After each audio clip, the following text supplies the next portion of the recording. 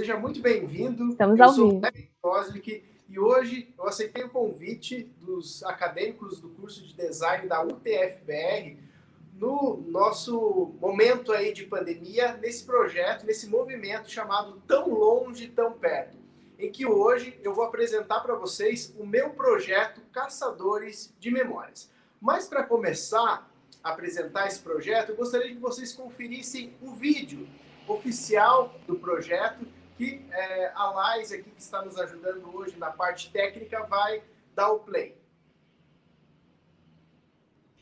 Eu era aquele que busca, e ainda sou. Mas não busco mais nas estrelas ou em livros. Estou começando a escutar os ensinamentos do meu sangue pulsando em mim. Minha história não é suave. Ela não é doce e harmoniosa como as histórias inventadas.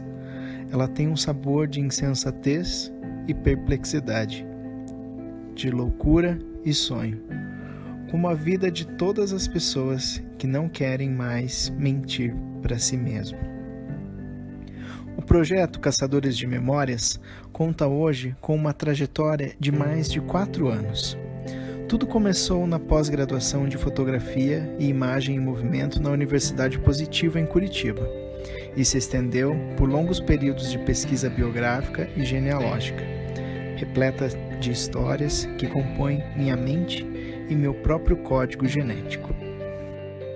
Eu sou a Josiane Daia, eu idealizei o curso de pós-graduação Fotografia, Imagem e Movimento em 2009 e ele existe até hoje. E essa exposição é fruto desse trabalho não só meu, mas sem o corpo discente, que são os nossos alunos, ele não aconteceria. E alunos brilhantes como o Lex Kozlik. As fotografias desse projeto foram encontradas em álbuns de família, baús e caixas de sapato, que me foram confiadas, na maioria das vezes, com suas respectivas histórias, que me tornaram mais que um guardião de memórias. Contudo, esse projeto está longe de ser tão somente uma biografia de meus próprios antepassados. A fotografia guarda com ela uma memória coletiva, que tem o poder de trazer à superfície as imagens que por séculos em nós já habitam.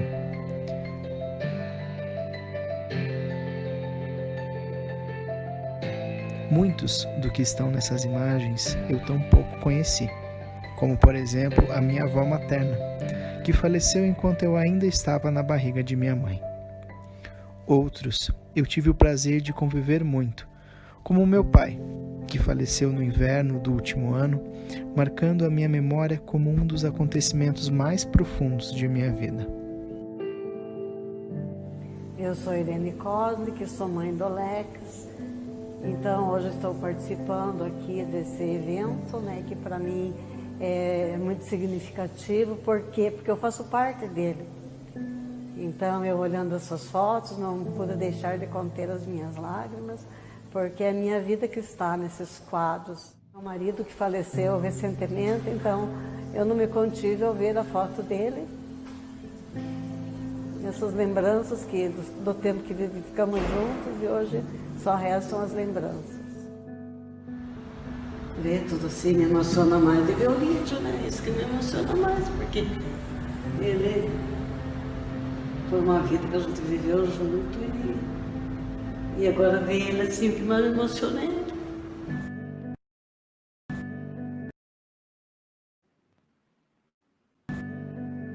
Caçadores de Memórias não é um projeto apenas para se ver com os olhos do cotidiano. Caçadores de Memórias é um convite ao espectador para dialogar com as imagens que moram dentro dele mesmo. Então, esse livro ele foi escrito por parte, a história da família do meu tataravô, meu bisavô, só que escrito pela esposa dele, contando a história do marido. Então ela escreveu todo o livro à mão, contando toda a história. Né? Quando meu avô veio para o Brasil, fugindo da guerra, ele mesmo escreveu um outro livro que eu também tenho, que eu transcrevi, que também tem fotos em grafia. Eu sempre brinco, não tem memória melhor do que o registro fotográfico. Na época, pouco eu tinha condições de fotografar, de fotografia, né? E daí eu queria filmar com meus olhos. Eu olhava tudo, queria filmar. E isso me fez eu lembrar com a palestra dele, o que ele falava, fez eu lembrar de tudo isso. Caçadores de Memórias é um desvelar para o que está dentro de si mesmo, escondido pela história que só os genes testemunharam, esperando para ser descoberto, olhado e revivido. O fundo da fotografia é o interno de cada pessoa, é uma maleta cheia de informações, história que todo mundo tem. A natureza dos nossos genes não contém apenas a história de um ego, mas de toda a criação que em nós habita. Como a límpida nascente de água do mais profundo e poderoso rio, essa semente guarda o que há de mais profundo e sagrado na criação. Tudo se revela tão novo e ao mesmo tempo é mais antigo do que qualquer outro homem pôde testemunhar. Somos descendentes da origem de nossas próprias memórias. Você é meu convidado para essa jornada. Seja muito bem-vindo.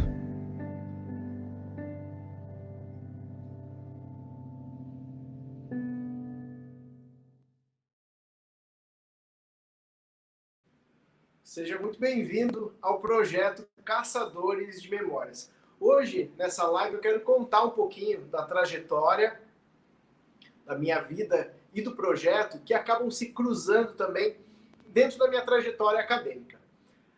Eu sou publicitário, nasci em Guarapuava, me formei lá, e alguns anos atrás eu vim embora para Curitiba e fui ampliar aí meu estudo na área de fotografia.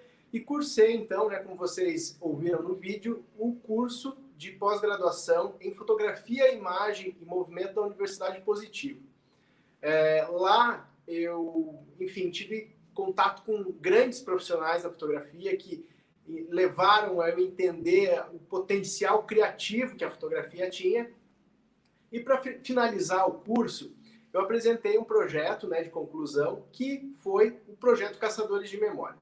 Esse projeto, ele era um projeto ainda muito simples, mas já partiu dessa pesquisa mesmo biográfica, essa pesquisa genealógica, né?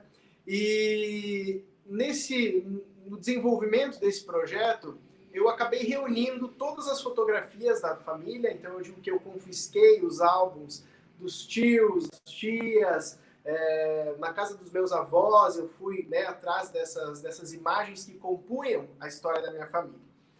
Reuni todo esse material, entreguei ele para minha mãe e pedi que ela contasse, ela relatasse as memórias dela em primeira pessoa através dessas fotografias.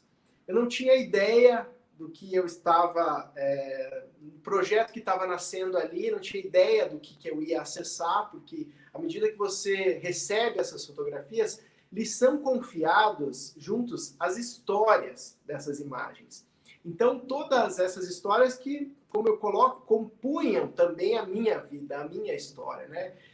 E um dos pontos principais que o projeto Caçadores de Memória tem é olhar para o passado, mas não apenas como um depósito de coisas, aquela coisa que está totalmente lá atrás. Não, ela está viva. Ela está viva dentro de mim, porque eu carrego comigo nos meus genes essa história, essas histórias, né? Então eu fui atrás dessas fotografias e fui entender de onde que meus ancestrais vieram, como eles vieram, e esse projeto acabou se construindo. Eu apresentei esse projeto em 2015, na universidade, recebi o meu título de especialista em fotografia, e a partir de então, esse projeto ele não morreu, pelo contrário, ele acabou ganhando uma profundidade maior, e se desenvolveu à medida que eu também me desenvolvia. Durante a graduação, a pós-graduação de fotografia, eu conheci, era da minha turma, uma analista chamada Sônia Lira, e lá nós começamos uma amizade muito bonita, a gente começou a trabalhar junto, a fazer infinitas coisas juntos, E o projeto acabou crescendo. Eu comecei a entender um pouco da dinâmica da psicologia analítica, que trabalha com a imagem, né? Ela vai trabalhar a questão da imagem do inconsciente, seja através dos sonhos, seja através, enfim, de várias formas que essa imagem, que essa psique que nós temos, né? Que ela se revela através das imagens, o que ela quer nos trazer, o que ela quer nos informar. E aí, de fato, o projeto ganhou assim uma profundidade que nem eu imaginava que poderia alcançar, porque eu coloco mesmo que ele foi um mergulho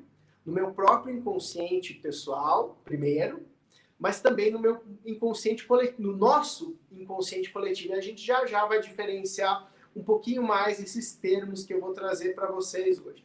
Como eu falei, o projeto foi crescendo. Eu comecei a fazer análise também na época, e isso tudo foi aprofundando muito o meu entendimento também da minha vida, da minha trajetória, enfim. E iniciei uma pós-graduação em a formação da personalidade pela psicologia analítica, né, de Carl Gustav Jung. E aí, de fato, as coisas ganharam a teoria também, né? Eu estava vivendo muitas coisas na prática pelo processo de análise e tudo mais, mas aí que eu comecei a estudar, de fato, a entender um pouco do pensamento de Jung, né? Jung foi contemporâneo ali de Freud, eles viveram juntos, divergiram em algumas opiniões e tudo mais, e depois eu fui, de fato, mergulhar em tudo isso nessa parte mais teórica.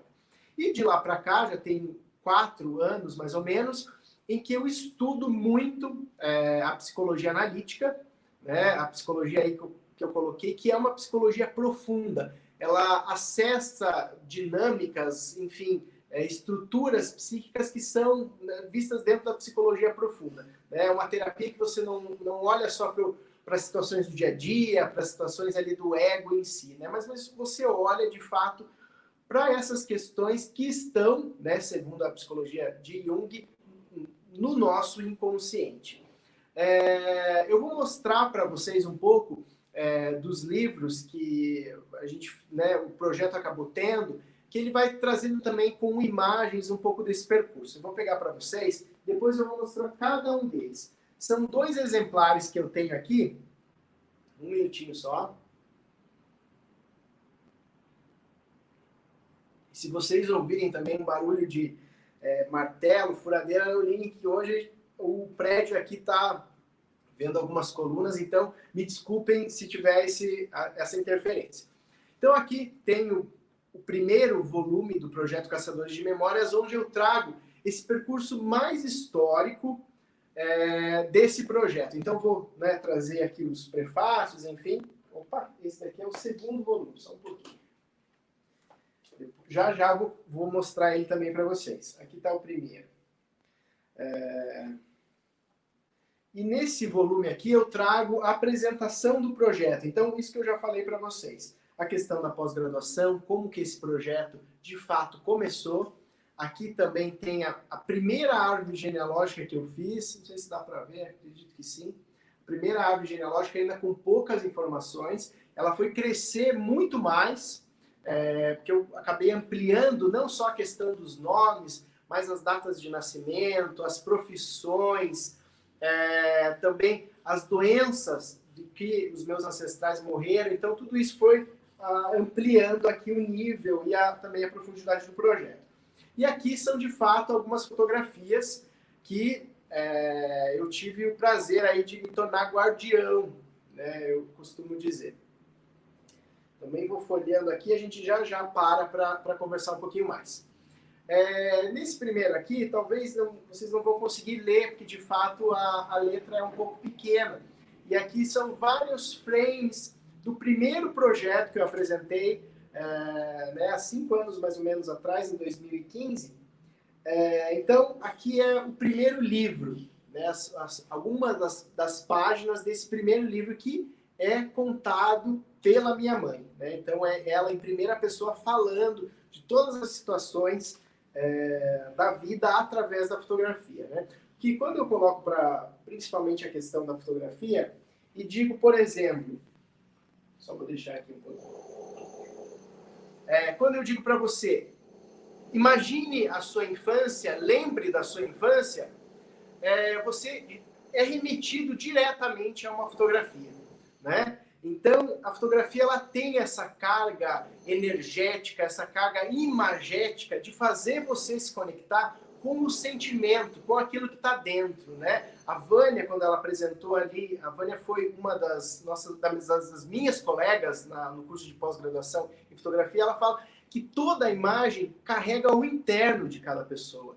Então, quando você olha uma fotografia, você não está só, os teus olhos não estão só capturando a luz que está impressa ali, enfim, a tinta que está impressa ali, mas ela está te conectando a esse interno, e esse interno vai trazer todas as memórias que fizeram você ser a pessoa que você é hoje. Então, o projeto Caçadores de Memória, ele vai atrás disso.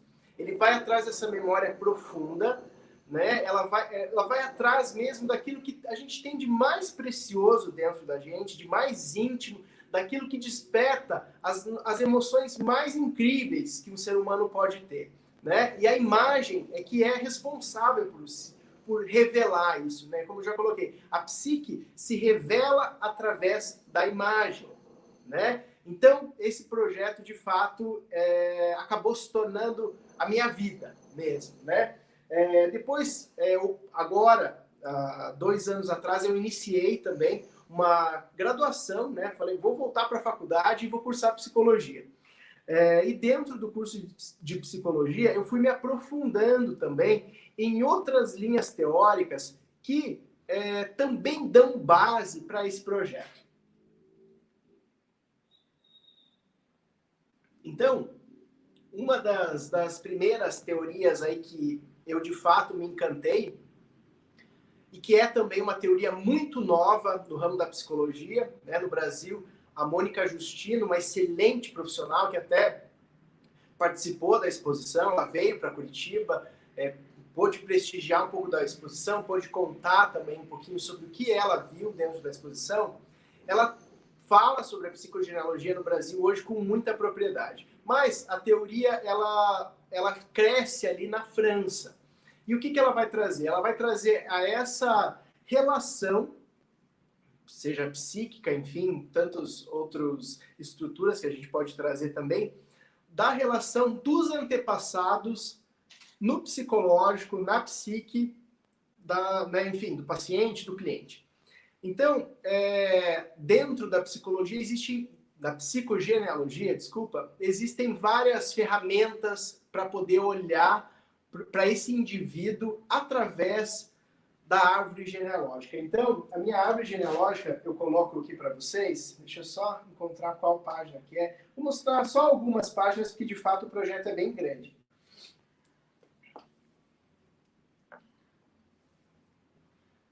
Aqui eu coloco a questão da psicogenealogia, os quadros e tudo mais. Aqui a Mônica, né, como eu já falei para vocês, a Mônica Justino, que ela é psicóloga pioneira na psicogenealogia no Brasil, né, é autora de diversos livros. Nesse genograma aqui, que eu vou apresentar, não sei se vocês vão conseguir ver muito bem, mas espero que sim. Eu consigo ter uma leitura, né, os psicólogos que trabalham com o genograma, eles conseguem também ter uma leitura desse passado do indivíduo, né? Então, cada símbolo aqui no genograma, ele tem um significado, né? O círculo vai representar esse feminino, né, as mulheres, o quadrado ou ainda a pirâmide vai trazer o masculino, e aqui as linhas também cada uma tem um significado. Então, gêmeos, quando parte do mesmo ponto aqui de nascimento. As crianças, né, que morreram, seja no parto ou logo após, né, o parto aí.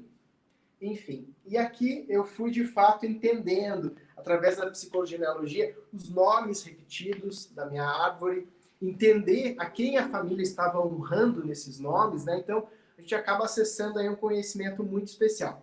Há também a abordagem corporal sistêmica, através da professora Adriana Bligiardi, também pôde prestigiar o projeto e falar um pouquinho sobre ele. A questão da Gestalt também, através do professor Paulo César de Souza Vaz.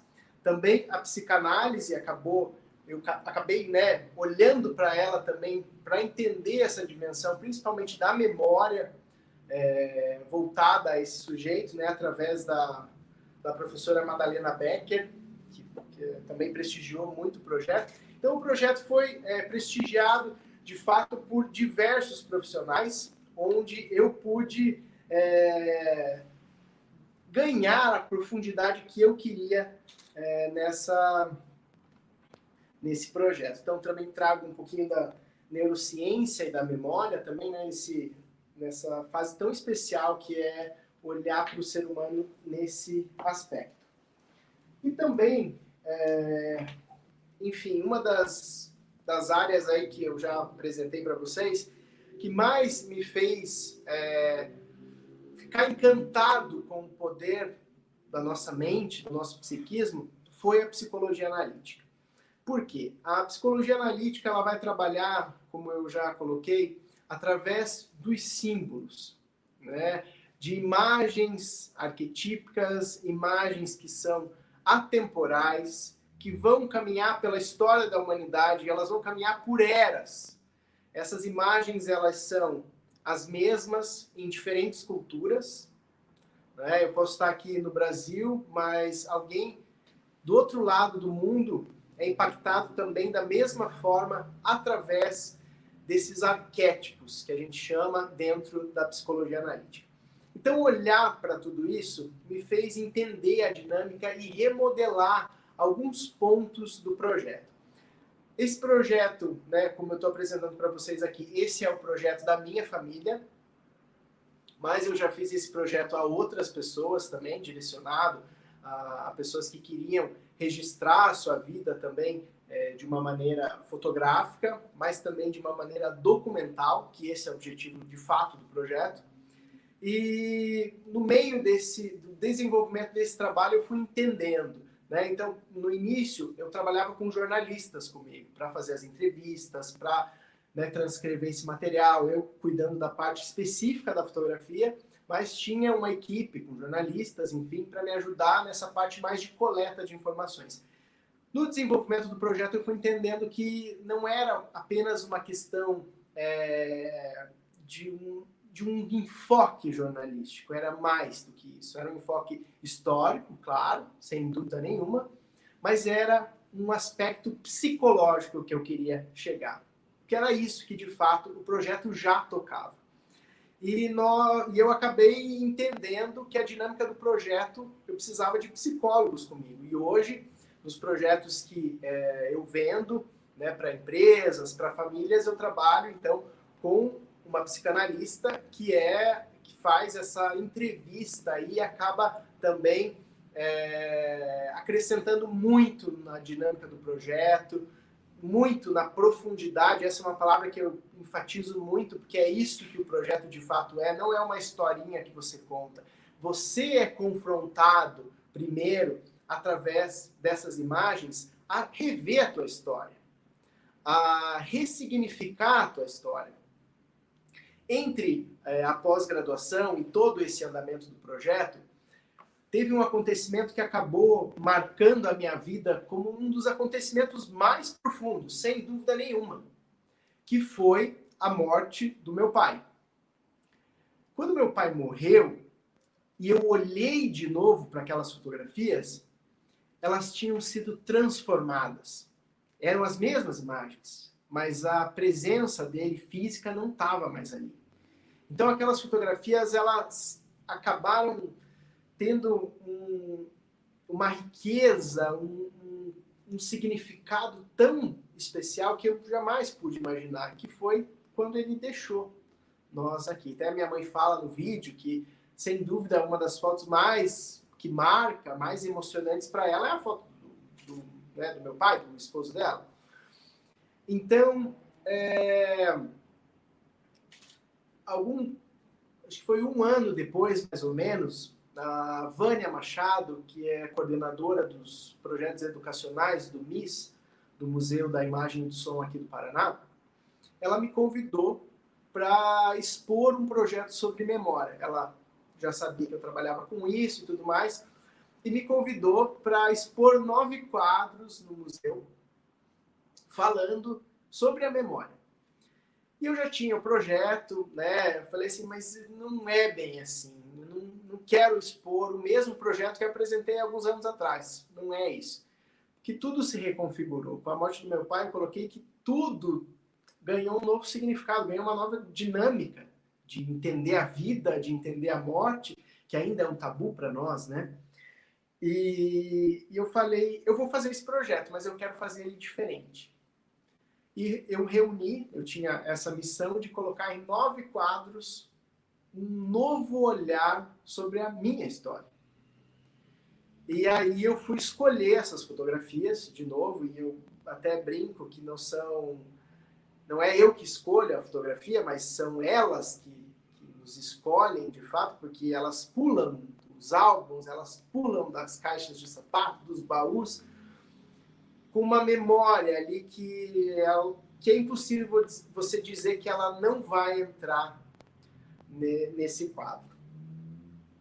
E aí eu olhei para elas e construí esses 9 quadros que já vocês vão ver, né? No vídeo também passa aí rapidamente sobre eles. E cada quadro representa um aspecto da minha família, eu digo um braço dessa árvore. Então, os pais, os avós maternos, os avós paternos, os bisavós, daí os bisavós do outro lado da família também, até chegar nos trisavós. E à medida em que as gerações vão se distanciando um pouquinho mais, as fotografias elas vão ficando mais escassas. São poucas fotografias que a gente tem. São fotografias diferentes. E são fotografias que eu pude ver durante todo o momento em que a exposição esteve, né, em funcionamento no MIS no ano de 2019. Eu fui entendendo que aquelas fotografias eram minhas, claro, correspondiam à minha família, mas elas carregavam com ela nos elementos gráficos, seja nas bordas, no tipo de fotografia, nos formatos da fotografia, no tipo de impressão dessas imagens, que elas eram comuns a muitas pessoas. E enquanto eu estava, às vezes, no museu e tal, uma pessoa passando, olhava assim, eu tenho uma fotografia igualzinha dessa em casa. Então eu fui entendendo, de fato, essa memória coletiva, que é minha, mas que também é de um todo. E a gente começou, dentro do museu, a um movimento a trabalhar oficinas em que os participantes da oficina Caçadores de Memórias eram convidados a levar os seus álbuns fotográficos, a levar as suas fotografias antigas e tudo mais. E após uma palestra, a minha ali contando, né, um pouco do percurso e tal do projeto, essas pessoas eram convidadas a abrir esses álbuns e formarem um mosaico de fotos que representassem ela, né, representassem cada pessoa naquele momento da vida. E, de fato, foi muito emocionante. Tive, assim, pude ouvir relatos incríveis de participantes. Eu lembro de uma das moças que a mãe dela havia falecido e ela ainda não havia olhado para as fotografias depois da partida da mãe dela. E ela fez isso durante a oficina. Então, de fato, assim, acabou movimentando assim o sentimento, né, enfim, muito profundo ali em relação a se olhar para esses materiais. E hoje, um pouquinho do meu trabalho, né, um pouquinho da trajetória desse projeto, a grande ideia é levar também ao público, as pessoas que queiram olhar para essa memória de uma abordagem psicológica, de uma abordagem mais profunda, de uma abordagem que não seja o olho do cotidiano, aquele olho que está cansado, aquele olho que já não vê mais muita coisa, mas que seja uma abordagem, de fato, que naquele objetivo mais íntimo alcance e toque a nossa alma, né? Porque, como eu já falei, a nossa alma, a nossa psique, né, trazendo da etimologia da palavra, ela é representada, ela é manifesta através dessas imagens. E eu separei também alguns livros aqui para indicar para vocês, que foram essenciais no meu processo, que fala também um pouquinho desse assunto. Eu já vou aproveitar para falar, né, esses títulos, para quem quiser conhecer mais, né, sobre esse assunto, tenho certeza que vai gostar muito da leitura.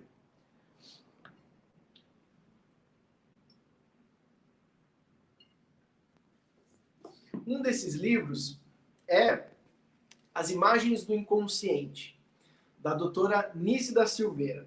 Ela é uma médica alagoana em que, enfim, ela tem uma história linda dentro da psicologia, dentro da psiquiatria, dentro dos hospitais psiquiátricos aí, né, que o Brasil já teve.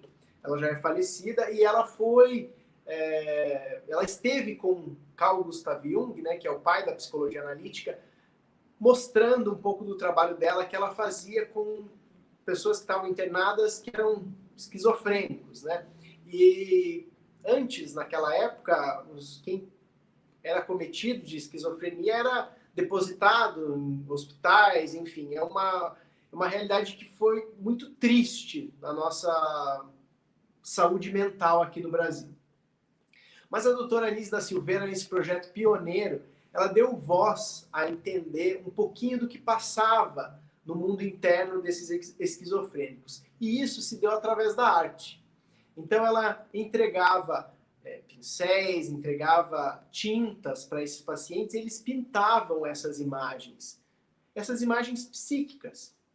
E no estudo da doutora Nice da Silveira, ela percebeu que eram pacientes muito simples, que talvez nunca tivessem visto essas imagens que eram referentes a outras culturas, e ela percebeu que nessas ilustrações eram manifestas essas imagens simbólicas, né? Onde o paciente jamais teve contato com algo nesse sentido e que de fato manifestava. Então esse livro aqui, ele contém 269 ilustrações. Eu vou folhear para vocês ele bem rapidinho, mas que esses pacientes da doutora Nice da Silveira manifestavam, né, através aí da arte. Então, é muito observável a questão das mandalas, né, que representa, de fato, um aspecto psíquico nosso, a arte olhar para a psicologia através dessa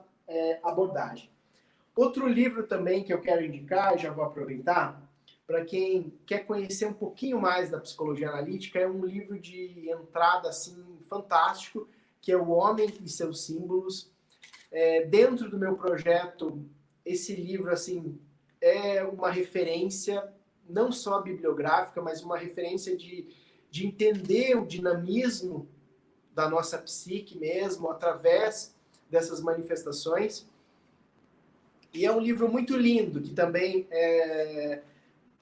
ele tem participações, né, também da Von Franz, de outras pessoas também, que falam um pouco sobre esse assunto. O meu tá todo rabiscado aqui, porque eu gosto de fato, anotar, enfim, colocar diversas coisas. Ele também é todo ilustrado, trazendo a questão dos símbolos nas culturas, nas eras, principalmente da religião, que trabalha muito com os símbolos, né? Seja os símbolos na arquitetura, seja os símbolos nas pinturas, né? No design, aí a gente falando sobre design.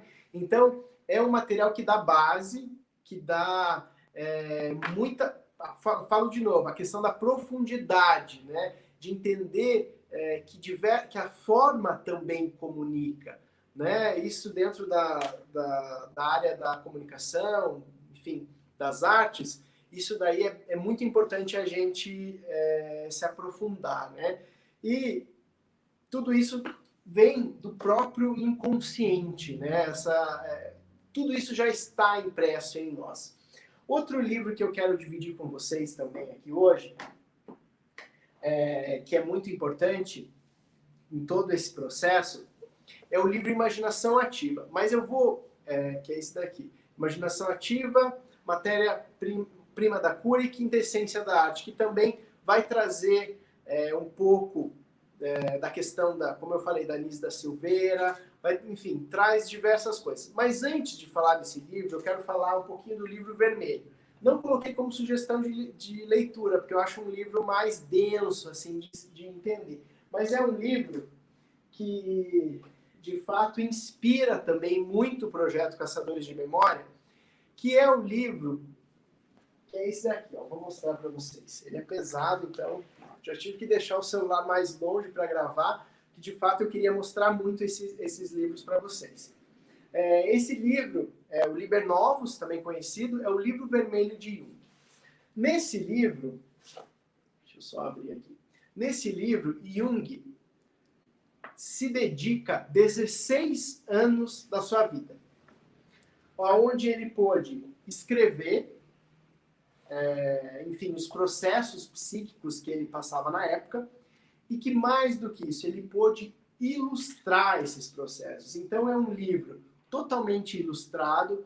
Esse início, ele é escrito aqui em letra gótica, então é uma letra, vocês vão ver, né, são impressões ali, reproduções do original, desse livro original, e depois, lá na frente, tem a tradução desses textos aqui. Então, eu vou passar para vocês rapidamente a questão dos textos, que, na verdade, ele é bem longo,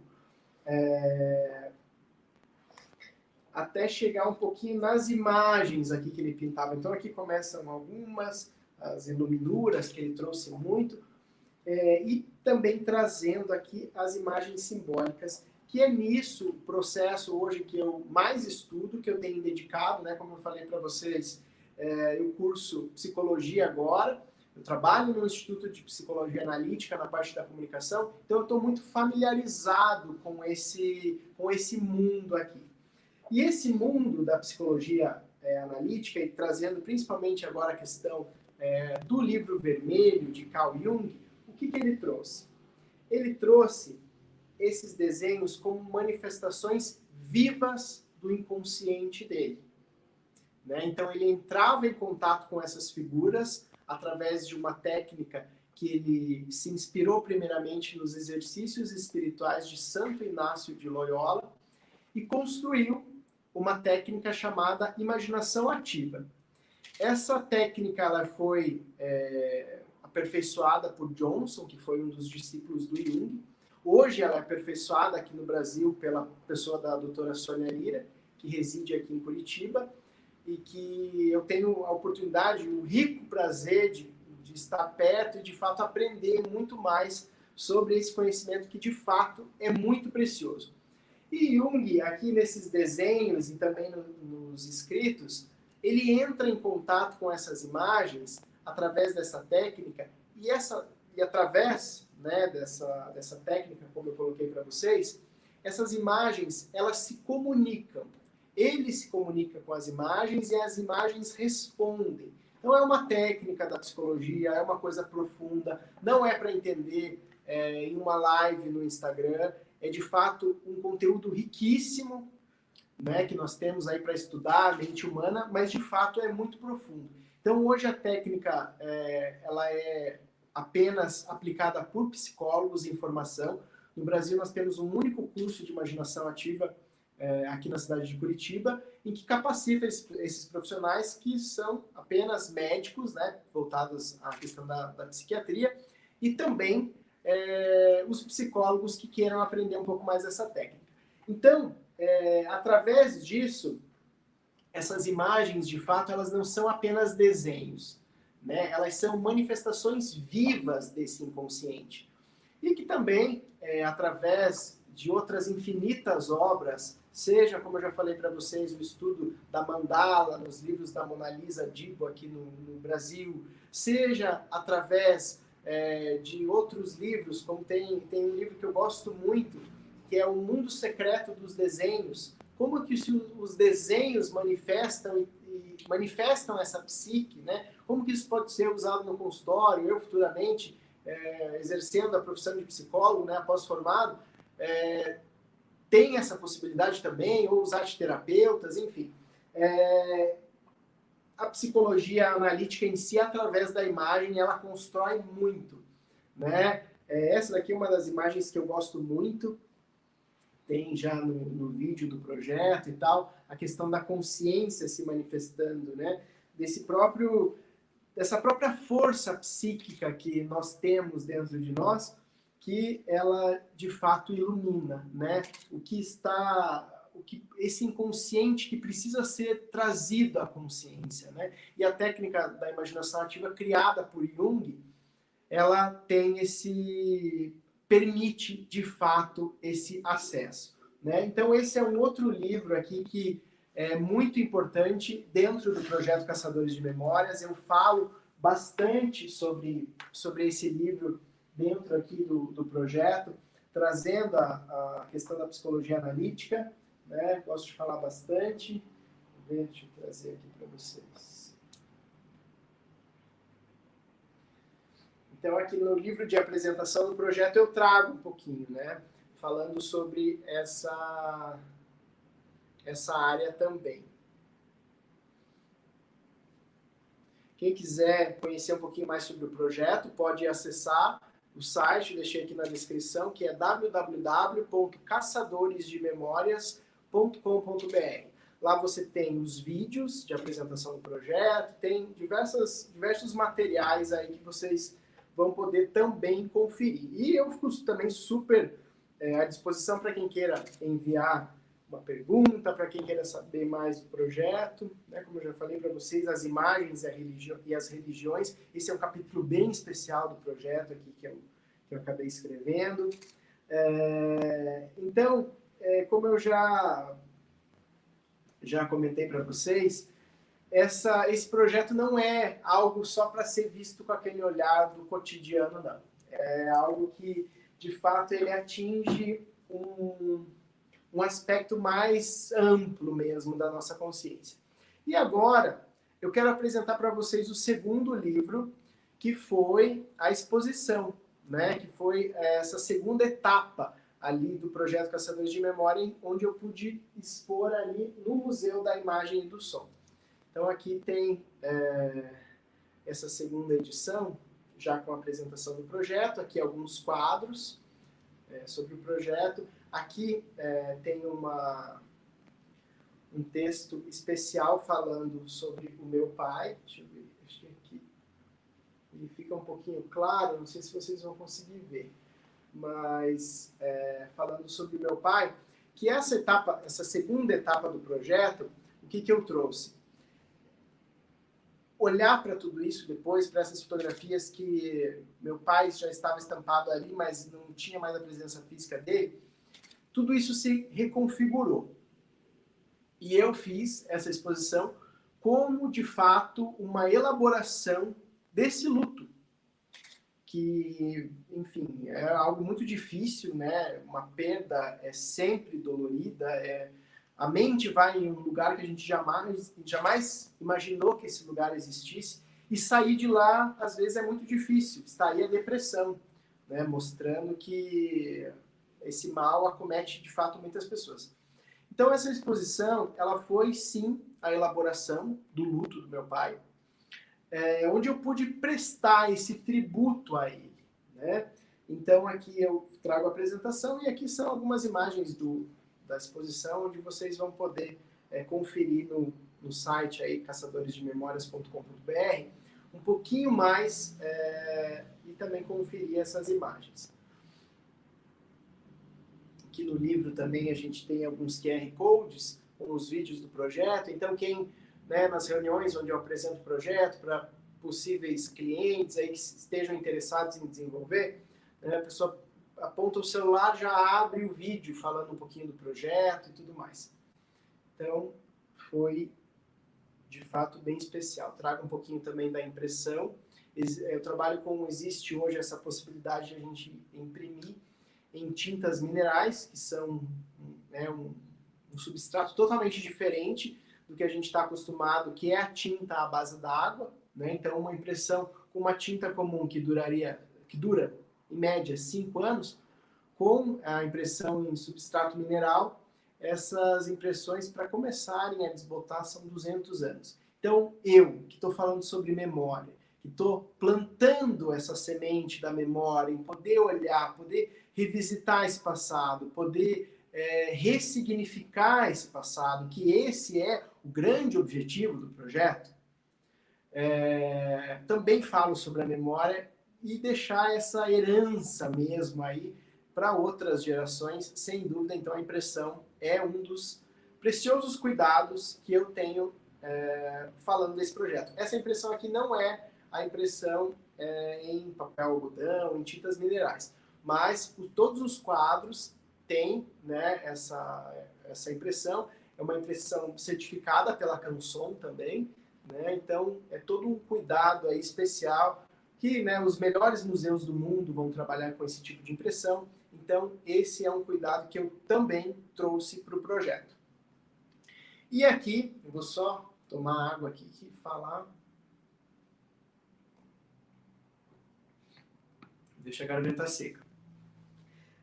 E aqui eu tenho também, então, as fotos desses quadros. Vocês já viram os quadros, né, no vídeo e também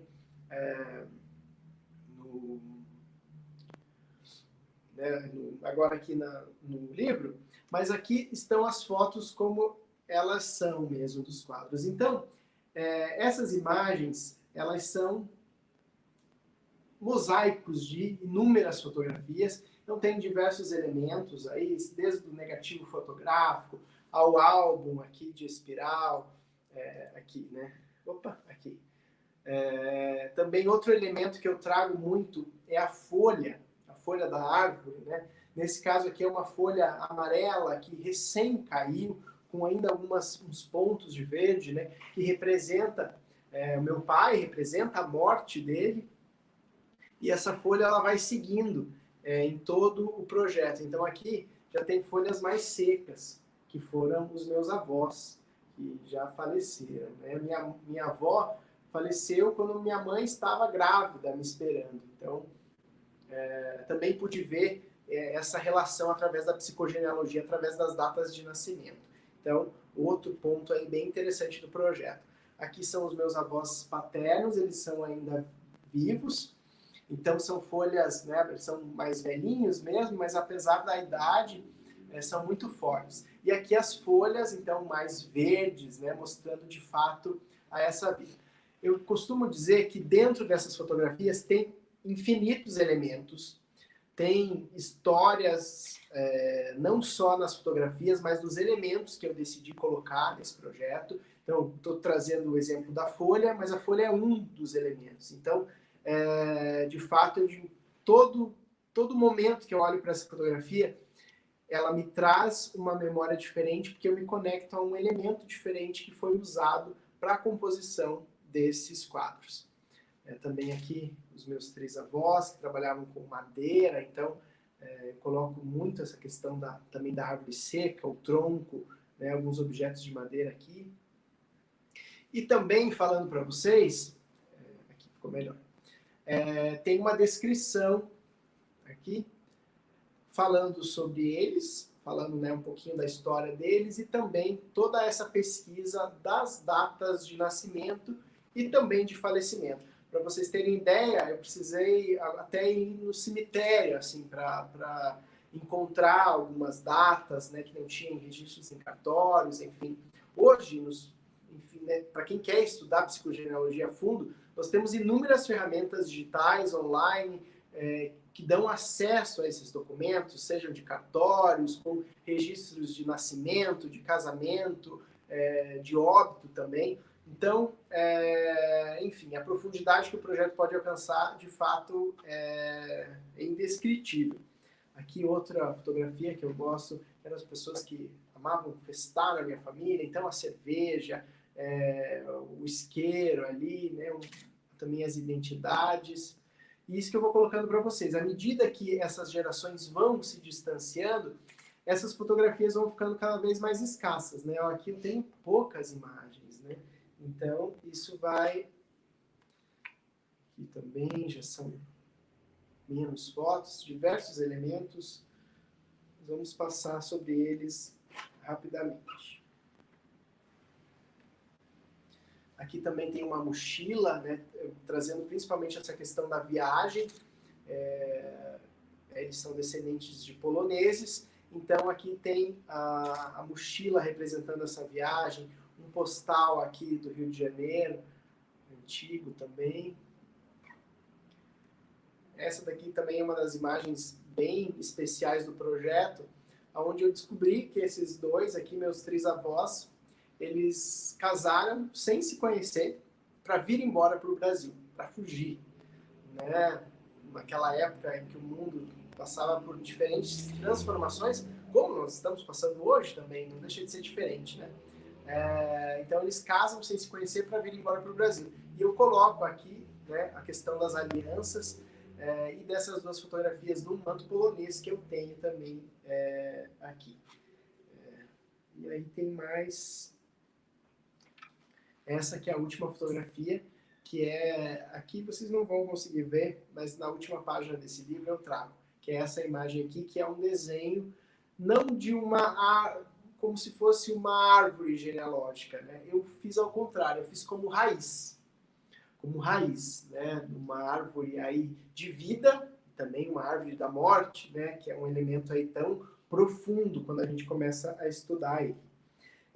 Também já comentei para vocês, né, um pouquinho rapidamente, mas vou falar. Há um depoimento da minha mãe também, que aparece no vídeo. Enfim, o projeto acabou. Fui convidado para participar de diversos programas, em vários sites da internet que também divulgaram o projeto. Então, aqui em um programa da Maria Rafá, outras entrevistas também que eu acabei dando em diversas TVs aqui, sobre essa dinâmica do projeto. Os lugares também, onde foi, através da assessoria, né, que o projeto acabou chegando, sites, enfim, acabei reunindo todo esse material aqui também para mostrar a importância que o projeto teve, né, e também a consistência que ele acabou alcançando aí durante esses 4, 5 anos. E aqui estão as oficinas. Essas oficinas eram, né, como eu já comentei rapidamente, os participantes eram convidados a trazer as suas caixas de fotografias e nós, depois de uma discussão ali bem profunda através da fotografia, olhávamos para essas imagens e recompunhamos esse mosaico ali. Aí vai ter uma leitura muito extensa da questão de onde essas fotos são colocadas, né? Sugeri diversas bibliografias para vocês, para quem quiser saber um pouco mais, né, sobre o assunto. Então, as disposições dessas imagens, seja no centro, seja nos cantos, no lado superior, no lado inferior, elas vão trazer elementos simbólicos que talvez no momento você não veja, você não entenda, mas futuramente, ampliando um pouquinho mais, né, enriquecendo-se um pouquinho mais com esse conhecimento, tudo de fato acaba tendo um significado bem amplo aí, né? As escolas municipais também participaram desse projeto, aqui de Curitiba, onde a gente pôde reconfigurar também a própria dinâmica das oficinas, porque quando as oficinas eram para pessoas mais velhas, a memória, né, eles já tinham muita bagagem em si, né? Eu digo que é como se tivesse apertado o REC no momento em que a pessoa nasce, tudo aquilo começa a ser gravado no nosso inconsciente. Então, uma pessoa mais velha tem muito acesso a isso, né? Tem muita essa rememoração. Já a criança, o adolescente, ele ainda está em processo de formação dessa memória. Então, falar sobre esse aspecto cognitivo com ele tem que ter uma dinâmica diferente, né? Então, as escolas tiveram também aí essas oficinas de uma maneira aí também especial. Aqui mais algumas oficinas que a gente fez, tem os depoimentos, enfim, quem quiser saber mais sobre esse projeto, quiser ler esse projeto, receber, né, o e-book dele também, é só me procurar através do site, ali tem um formulário de contato, então fica esse convite também. A Vânia aqui também no depoimento, que foi a curadora da exposição, né, então agradeço a ela também. E aqui as palavras finais, e essa árvore que eu queria mostrar para vocês, que estava na última fotografia, que eu desenho ela através de uma raiz genealógica. Não sei se vocês vão conseguir ver. Deixa eu ficar mais perto aqui. Então, eu como a planta, né, como a semente germinando, e toda essa ancestralidade aqui representada através dos nomes dessa árvore. Então, esse foi uma das imagens do primeiro projeto lá, do início, há 5 anos atrás, né, que eu comentei para vocês que foi onde minha mãe pôde relatar as memórias dela. E agora aqui para fechar essa segunda edição do projeto. E aqui é uma das frases que eu coloco sempre, que é: nada pode apagar a eternidade da sua história. Então, esse é o meu projeto. Esse é o projeto que conta a história da minha família, que conta a história da minha vida, mas esse é um projeto comercial também. Então, as pessoas que têm interesse em participar, em fazer, em construir um projeto como esse, são muito bem-vindas. Eu vou amar conversar sobre isso, porque de fato é a minha vida, minha história, ela se cruza entre a minha formação, a minha profissão. Então é muito legal saber sobre, falar sobre isso. E também eu gosto de dizer, principalmente para quem tem interesse a fazer um projeto como esse, que esse projeto ele tem sim toda a sua estrutura. Eu trabalhei em revistas aqui por muitos anos, então faço isso de olho fechado mesmo. Mas ele tem sim a sua estrutura, mas eu não deixo que essa estrutura fique engessada. Dizendo, precisa ser por aqui, por aqui, por aqui. Não, o projeto é construído, ele é fluido. Teve projetos que nós entendemos, eu e o cliente, que ele devia caminhar com muita calma. E de fato, tem projetos que não, que são em 3 meses, em 6 meses precisa acontecer, ótimo. Trabalhamos com uma agenda ao contrário, até o projeto ficar pronto, para sair da impressão e tudo mais, até a primeira reunião, o primeiro briefing. E falando um pouquinho mais como se dá esse projeto, principalmente na questão do briefing, é interessante pontuar que por ele ter a receita, mas ele não ser uma receita engessada, a primeira reunião é a reunião onde tudo vai acontecer. Então é onde eu vou definir quantos interlocutores eu terei no projeto. Se é apenas um narrador? É 2? É 3? É mais pessoas? É um em principal e outros secundários? Entendendo isso, a gente vai entender o tamanho que o projeto vai alcançar. Quantas pessoas vão participar dele? Eu já fiz projetos que teve 50 entrevistados e um condutor oficial, reunindo muito material. Então, agora eu estou trabalhando em outro projeto que é um narrador apenas. Então, tudo isso é dialogado. Não é um projeto em que eu imponho, tem que ser assim e não mudo. Pelo contrário, ele tem que ser construído a diversas mãos. Porque é isso, porque é a história que realmente fica, E é olhando para esse legado, é olhando para essa memória, seja ela afetiva, seja ela infinitas maneiras de experienciar essa memória, experienciar esse tempo, Então, quem quiser conhecer mais sobre o projeto, fica aqui o site www.caçadoresdememórias.com.br. A gente já está caminhando aqui para quase 1 hora dessa live. Então, eu quero agradecer você que esteve até aqui nessa transmissão também, nesse vídeo. E se você é interessado a conhecer um pouquinho mais desse projeto, não hesite em entrar no site, responder o formulário lá, entrar em contato comigo, porque com certeza a gente tem muita informação ainda para trocar. A ideia é que em 1 hora eu falei assim rapidamente diversos pontos, mas claro, não preenche tudo isso, é só de fato entendendo a profundidade que o projeto pode ter, alcançando a essa alma e que é de fato essa detentora de todo essa riqueza, de toda essa poesia. O projeto é feito de poesia do começo ao fim. Ele tem que ser poético, ele tem que ser uma maneira de se entender através disso, de poder olhar para esse passado, de poder ressignificar esse passado e, de fato, a gente construir uma vida simbólica, que era um dos grandes sonhos que Jung trazia, a importância da construção dessa vida simbólica, cheia de significado e que o projeto Caçadores de Memórias, ele busca e tem esse objetivo de resgatar. Então, eu agradeço você que esteve até aqui agora. Eu quero saber da Laís, que está nos auxiliando aí na produção, na questão técnica da transmissão desse vídeo, se tem alguma pergunta, se tem, né, algum questionamento de alguém que queira entender algum ponto mais, eu fico à disposição para responder. Muito obrigado. Então, Lex, o pessoal tá aqui falando que achou incrível o seu trabalho.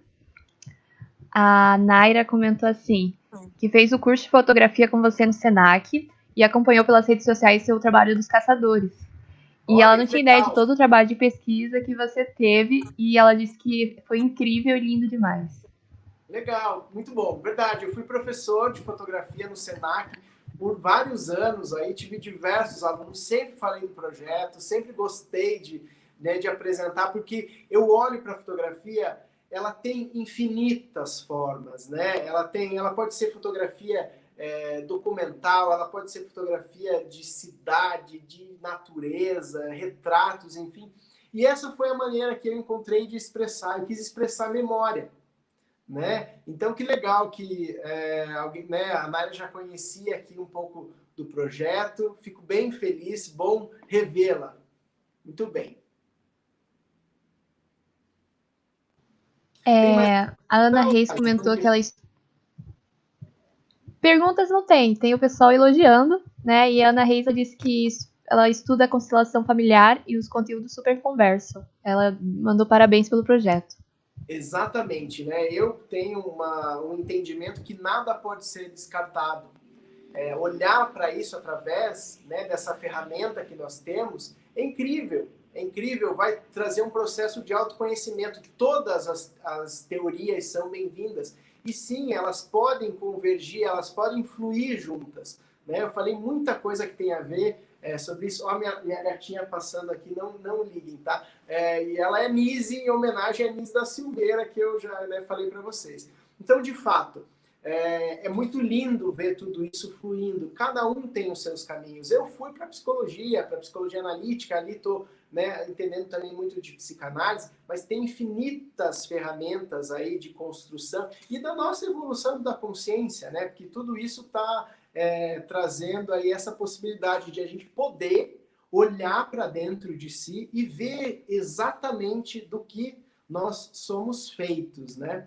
Então, que legal, muito bem. São inúmeras ferramentas aí que nos facilitam, né? São facilitadoras desse processo. O Wishlen, eu acho que é assim que fala o nome dele, desculpa se eu falei errado, ele mandou uma pergunta. Teve alguma parte do projeto que foi difícil de enfrentar, emocionalmente falando? Olha, eu vou falar uma coisa para vocês hoje. Olha, é a primeira vez que eu vou falar sobre isso. Quando meu pai faleceu, eu sabia que aquele momento eu ia ficar eternizado na minha memória. E eu fiz uma foto dele sendo velado. E eu acho que, sem dúvida, assim, essa foto ela fica guardada num envelope, esse envelope fica dentro de um livro e esse livro fica dentro de uma caixa. Então, ninguém tem acesso a isso. É algo muito íntimo meu, mas agora com a pergunta me veio isso, sabe? Cada vez que eu olho para aquela fotografia, eu revivo o exato momento em que eu soube que ele havia falecido. Então, esse sim é um dos momentos muito profundos do projeto. Algo que eu guardei, como eu falei para vocês, é a primeira vez que eu estou falando sobre isso, que eu guardo por muitos anos essa fotografia. Mas, às vezes, em alguns momentos em que eu olho para ela, tudo aquilo volta. Né? Então, fica toda essa impressão que é emocional, a imagem consegue, sabe, imprimir ali, ela consegue evocar também, sabe? Então, esse momento, sem dúvida, é um dos momentos mais marcantes dentro do projeto.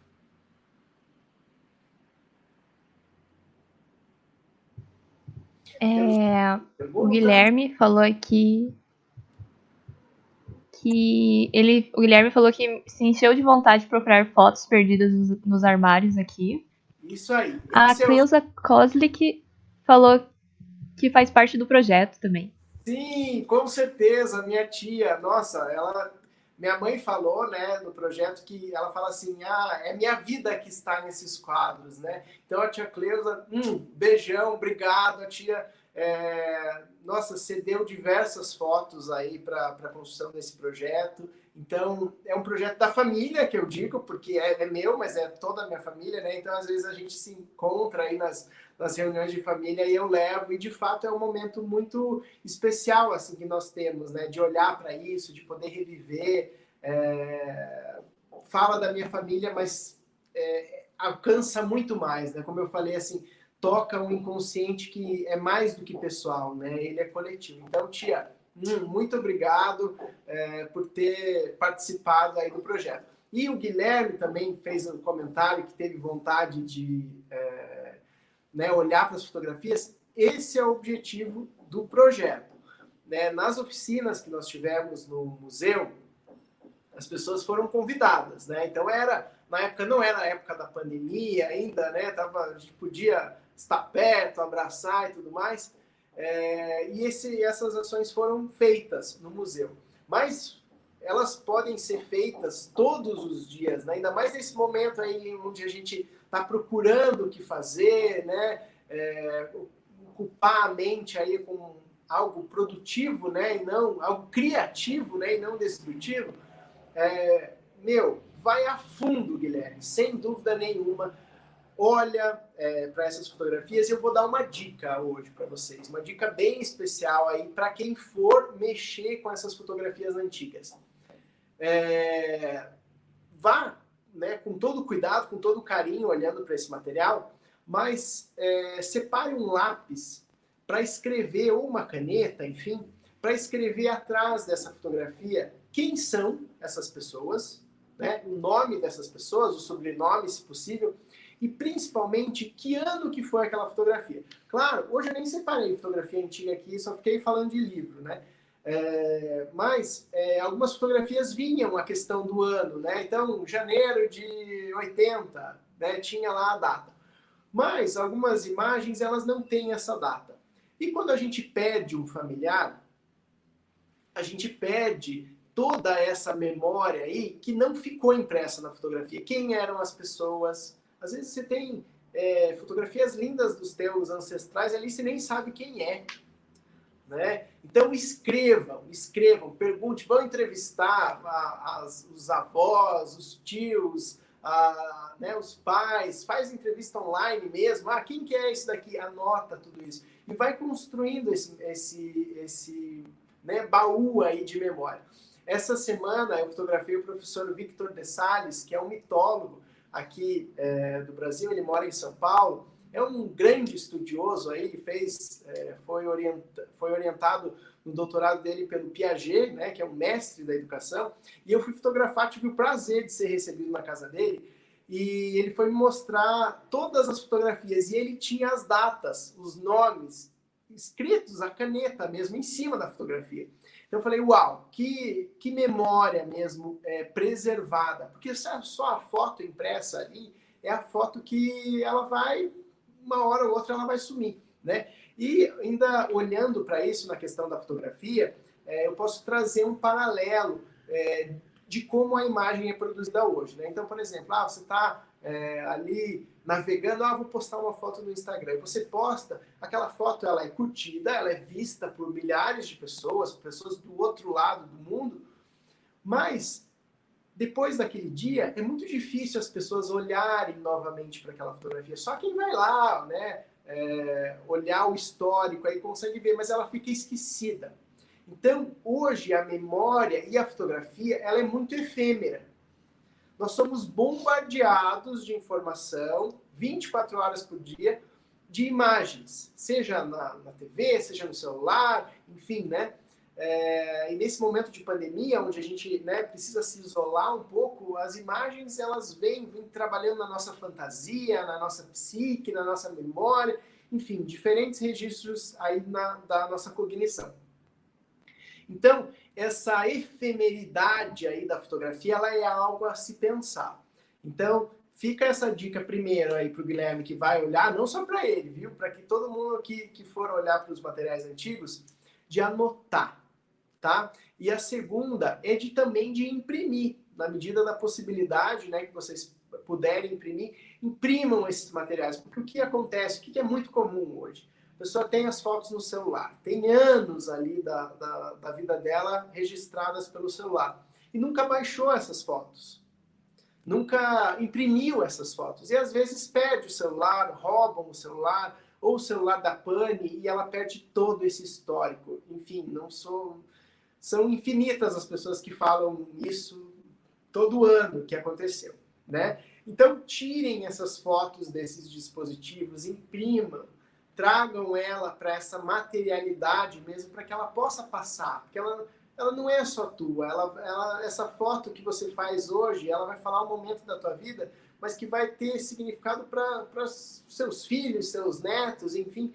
Então, eu costumo dizer que nós somos temos um sério problema em nossa geração, que nós podemos passar com uma geração sem memória alguma. Porque as nossas memórias, elas estão nesses dispositivos, estão nas nuvens, né? Nas nuvens aí, uma figura de linguagem também, e elas não estão em lugar nenhum, né? A gente não tem essa materialidade, né? Que também é importante para a fotografia. Apesar de ela ser imaterial, né? Porque quando eu mostro uma fotografia, ou quando eu digo se recorde da sua infância, você vai para essas imagens, né? Essas imagens carregam emoções ali. Então, por que não poder olhar para essas emoções com elas ali na superfície mesmo, né? Então, ficam essas duas dicas aí para vocês. A Paula, ela perguntou o seguinte: quais as maiores diferenças entre o jeito de lidar com os idosos e com os jovens nas oficinas? Sim, então, o que acontece? O jovem, eu coloquei que a memória dele vem sendo construída, né? Então, ele está em plena formação. Então, tudo que essa criança, esse adolescente experimenta, aquilo vai sendo armazenado no inconsciente dele, né? Isso vai sendo... vai ficando lá dentro. Já o trabalhar com os idosos, principalmente voltado à questão da memória, tem a questão do Alzheimer, né, que é um ponto bem interessante aí a gente observar, que são pessoas que já foram perdendo um pouco dessas memórias. Mas a questão né, dos idosos que têm uma memória, enfim, que é tranquilo trabalhar sobre isso, o que eu percebi? Eu percebi que ao olhar para essas histórias muitas vezes elas vão ganhando ressignificações. A psicanalista que trabalha comigo no projeto Caçadores de Memórias é a Regina Célia Celebroni. E ela tem um projeto super especial que é com idosos, que é voltado ao envelhecer, né? Esse envelhecimento aí. E nessas oficinas, que também ela foi dividindo comigo, à medida que a gente foi se conhecendo, enfim, ela trouxe muitos desses relatos que essas pessoas mais velhas, elas precisavam ressignificar aquelas imagens. Por quê? Porque teve uma briga na família, ou teve, sei lá, uma traição, um amor não correspondido. Enfim, infinitas situações da vida cotidiana de qualquer pessoa. E essas memórias, elas são evocadas durante um momento como esse, nas oficinas. O idoso, ele revisita aquilo e ele precisa necessariamente ressignificar aquilo, trazer aquilo para uma maneira mais saudável, porque às vezes ele está sofrendo ainda por uma situação lá no passado. Então, olhar para tudo isso, poder observar de com um olhar um pouquinho mais distante, ele é super especial. E um dos projetos que eu fiz também numa disciplina disciplina de cenários da aprendizagem na graduação agora de psicologia, estou aí passando da metade do curso, agora em 2020, um dos propósitos foi trabalhar com idosos. E eu coloquei essa possibilidade para o meu grupo de trabalhar a partir da fotografia. Então eu pude também ver na prática isso, sabe? Além da Regina, né, que é uma grande parceira aí no meu projeto, eu pude ver isso na prática, de entender como o idoso olha para a fotografia num processo catártico de rememoração, de ressignificação.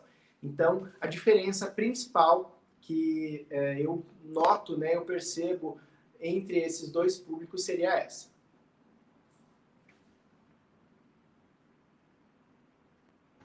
Maravilha. A Vanessa, ela só comentou aqui uma coisinha, que ela disse que não aconselha escrever de caneta, porque ela fez isso quando era criança, as datas e pessoas nas fotos, e 20 anos depois dava pra ver a marca da caneta nas fotos. Daí fica a dica aí de usar lápis, então, né? Tem lápis, né? O lápis 4B, acho, se eu não me engano, 4 ou 6B, tem que me recordar. É um dos lápis indicados, assim, dependendo da superfície. No papel é esse lápis. Na questão do atrás, a caneta, de fato, ela vai acabar agredindo um pouco a fotografia, né? Mas aí vem aquela questão. É possível também você colocar nos álbuns, principalmente quando é álbum, você colocar tiras, né, de papel. Tem até alguns álbuns que têm esses espaços para serem legendados essas fotografias. Ou ainda, quem quer fazer com quadro, né? Tem pessoas que gostam de fazer quadros. Você cola a fotografia, tem uma cola especial, claro, né? Quem trabalha voltado àquela técnica do patchwork, né?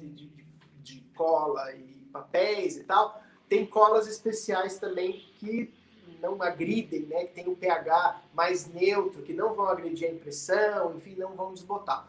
Então, esses cuidados aí são necessários. Mas mais do que ficar cuidando, é interessante saber quem são aquelas fotos. Porque senão vira uma foto que daqui a uns anos vira lixo, ninguém sabe quem é e acaba sendo descartado, né?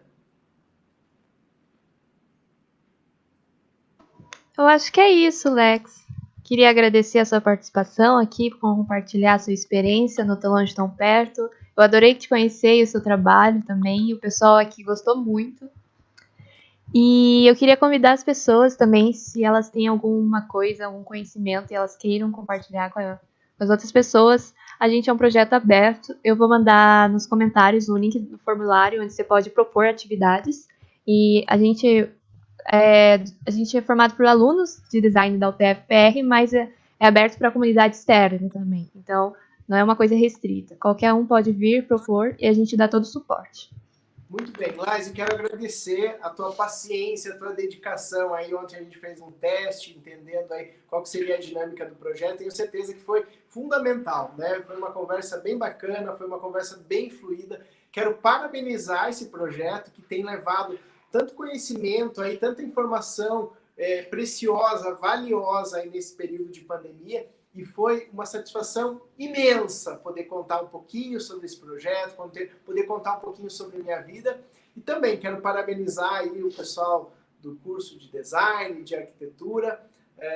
Parabéns aí por essa escolha dessa profissão tão especial e, sem dúvida, façam com o coração, né? Coloquem a criatividade que flui desse coração, que flui dessa mente aí, nesses projetos, porque, de fato, quando a gente faz algo com alma, né, com muita vontade, é algo que, de fato, ele brilha, ele se torna muito especial. Então, tenho certeza que esse Tão Longe, Tão Perto já tem essa energia fantástica aí, e por isso que eu aceitei esse convite de falar um pouquinho, e quero agradecer mais uma vez e deixar um grande abraço aí para todos, para os meus amigos que também vão assistir esse vídeo. E quem quiser saber mais, um pouquinho sobre o projeto, pode mandar a sua mensagem ali no www.caçadoresdememórias.com.br. Lais, e a todos um super beijo e muito obrigado. Obrigada a você. Então é isso, eu vou encerrando aqui, tá bom? Tchau, tchau.